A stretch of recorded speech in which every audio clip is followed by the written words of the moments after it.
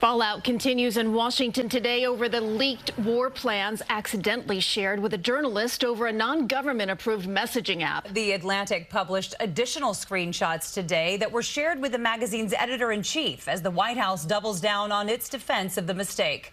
Devlin has the details.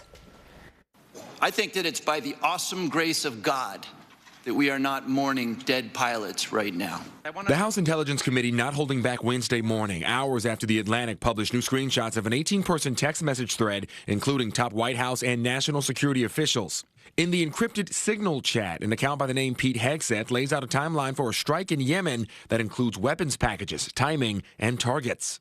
United States Director of National Intelligence Tulsi Gabbard defended what is largely being described as a mistake as the argument over what's considered classified rages. The conversation was candid and sensitive, but as the President National Security Advisor stated, no classified information was shared. Everyone here knows that the Russians or the Chinese could have gotten all of that information. The screenshots were published by the Atlantic editor-in-chief Jeffrey Goldberg, who says he was inadvertently added to the chat that exposed classified information. White House Press Secretary Caroline Leavitt repeated the success of the military operation from the White House Wednesday afternoon. Terrorists that were allowed to run wild by the Biden administration were killed because of the direction and the determination of this president and his team. And Secretary of Defense Pete Hegseth in Hawaii emphasized what he described as the soft nature of what was discussed in the chat.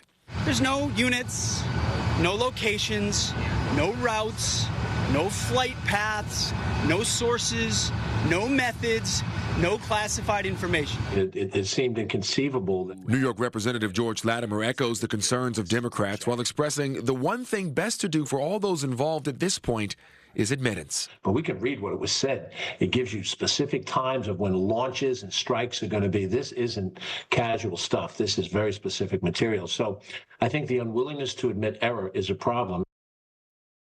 President Trump has continued to downplay the information leaked in the chat. The National Security Council will be conducting an in-depth review of how that reporter was inadvertently added to the group. Christine? This is not the last we're going to hear about this story. It is not. As long as they keep sort of trying to say nothing classified, I feel like we're just not going to stop asking questions. And right? It seems like the definition of classified has been moving a lot today as well, Jess. Yeah, absolutely. Thank you, Alan. Thanks, Alan.